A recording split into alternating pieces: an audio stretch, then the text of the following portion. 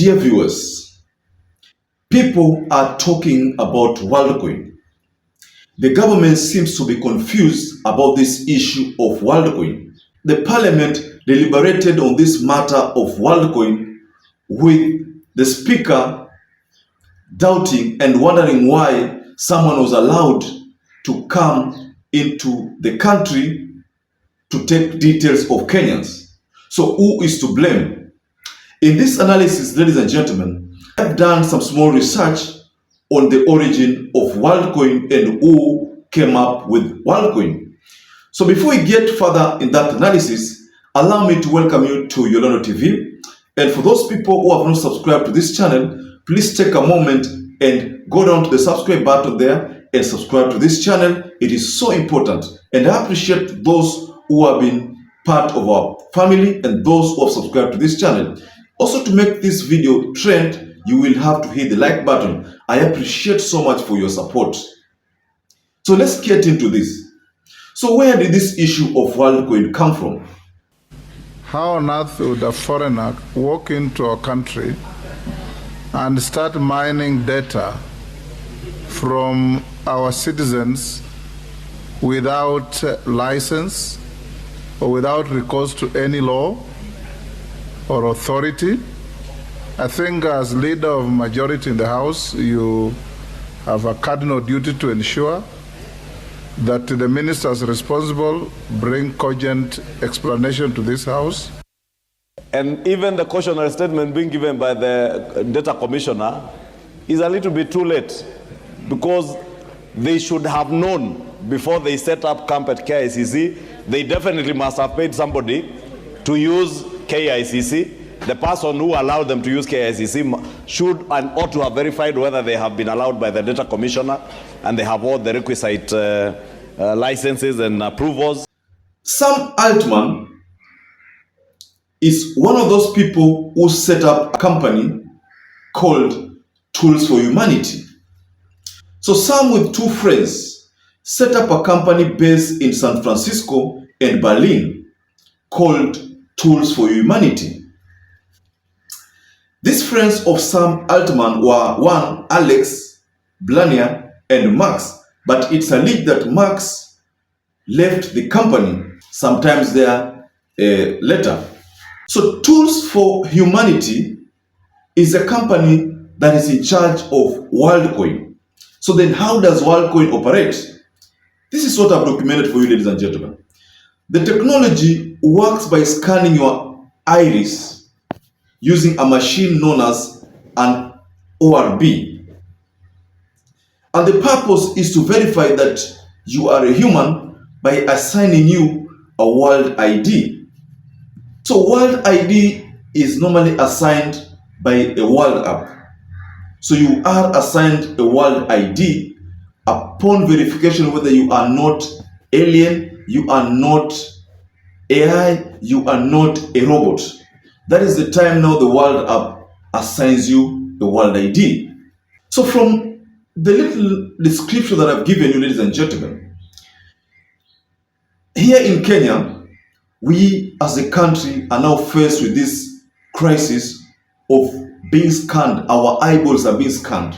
And then we are promised that upon successful scanning and registration, our accounts will be given $58, which translates to 7,000 Kenyan shillings, slightly above 7,000 Kenyan shillings, because you know now that a dollar goes for almost 143, if not 1.44 Kenyan shillings. So Worldcoin has contracted a company here in Kenya that does that registration. It does that eyeball capture, which scans your iris and assigns you a world ID. So this whole thing is all about the cryptocurrency technology. You know, that's where the country is heading.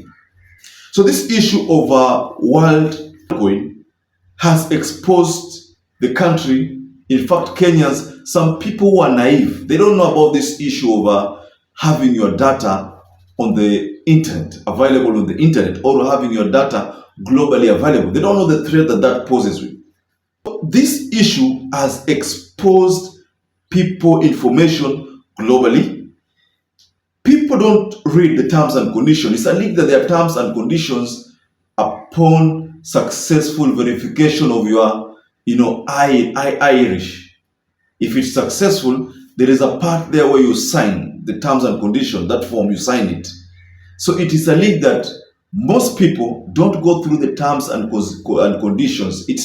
I agree, even me, I particularly have that problem. When you're going to open your bank account, let's just take this issue from a practical point of view. If you're opening your bank account, there is a part there where the banking staff takes you through a signing of the form. But then you normally realize that when it comes to the terms and conditions, he passes the page to another page and asks you to sign here. Now the rest, they tell you that they will take care of. So why doesn't this banking staff ask you to read the terms and conditions? Most of the time, these terms and conditions huwa zinakufunga. The terms and conditions there is a part whereby it tells you that you cannot sue Worldcoin, because you voluntarily gave your data. That is, if for instance they decide to use your data, you can't sue Worldcoin because you had already signed that terms and conditions form without even you going through the terms and conditions. I think the best thing to deal with this issue would have been to have some legal minds go through the terms and conditions, so that once they have successfully understood the terms and conditions, they can now okay this whole process. I want to tell you something that is so shocking. Why Kenyans would allow a company like would allow Worldcoin exercise here in Kenya, whereas in US it was banned. That exercise was totally banned. You cannot do that in US. Then Kenyans are allowing that issue here in Kenya. So that is why you find that Kenyans are exposed. That's the reality. They are exposed into this issue. And I saw the cabinet secretaries, Owalo, I saw Kithure Kindiki, they all gave me conflicting information. I even saw the majority leader giving a conflicting information. Moses Wetangula weighed on the issue and literally tried to blame the government operatives for allowing an external entity to come here and start mining our data. Section 1, I wish to make a statement on the ongoing biometric data collection by Worldcoin. Honorable Speaker, Worldcoin, a blockchain company, recently launched their iris for tokens in Kenya, offering free cryptocurrency tokens on participants upon registration and scanning of their irises in various locations in Nairobi, including the Kenya International Conference Center, KICC. Honorable Speaker, whereas the Office of the Data Protection Commissioner issued a cautionary statement to Kenyans regarding the ongoing biometric data collection by this company, the registration process has peaked, causing concern on the purpose of the data collection. There are fears that the data may be used for purposes other than the declared intent by the blockchain company. In addition, the USA banned the Worldcoin from collecting data from its citizens, despite the founder of Worldcoin, Honorable Speaker, Sam Altman, being a US citizen. Honorable Speaker, the Office of the Data Protection Commission is mandated by law to register all data controllers and processors collecting personal data for the provision of financial services. With the world embracing artificial intelligence, the biometric data collected poses a risk on the protection and privacy of the participants if not monitored.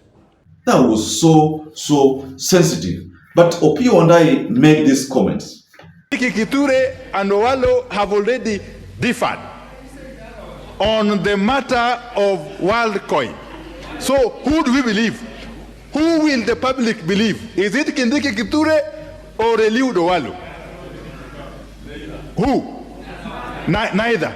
If we shall believe neither of the two, then it behoves the appointing authority of those two gentlemen to then give us a response to this issue. Yes, that's Honorable Pio and I wondering why that was allowed. Of course, the world is heading towards that kind of technology. cryptocurrency and the like. But there is a need for people to understand what they are doing. How are you going to access this? And how are you going to withdraw this money? I mean, there are some things, some issues there with this issue of Worldcoin that the government needs to explain well, because honestly, there is something that these people are not telling us. But then someone was saying that this issue should be allowed to continue, because even in the taxi apps, the taxi apps, nyingi, we provided our information to them, because that's why now you can access apps anywhere. You can access taxis anywhere using your smartphone, because your details are online. Your phone number, your email addresses, your personal details, they are online. The likes of Kimani Ichung'wah could not have known about this issue of Worldcoin, simply because they have been focused in dealing with Raila Amolo Odinga, but not working for Kenyans. This is very, very sensitive. Kimani Ichung'wah has been focusing on how to deal with Raila Amolo Odinga and the demonstrations at the expense of Kenyans' security.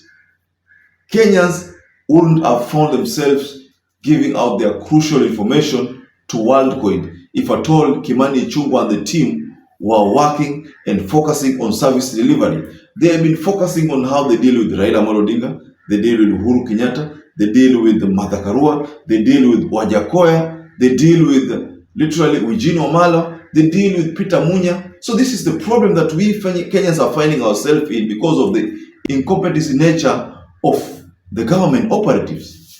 So ladies and gentlemen, allow me to wind up there. I was just giving you some brief history of what Worldcoin is all about, and also trying to give you the narrative of political interpretation of this Worldcoin thing, and trying to shift blames on the people who are supposed to carry the huge burden here. So ladies and gentlemen, can you tell us below the comment section there what you think about this issue of Worldcoin? Do you agree with the history? Do you agree with what Moses Wetangula said, or do you agree with? Just tell us below the comment section. And also I'd like to urge you to subscribe to this channel if you're not subscribed before. And don't forget to give this video a like, because if you do that, this video gets shared across the YouTube platform. So ladies and gentlemen, stay safe, stay blessed until we catch up again in our next analysis.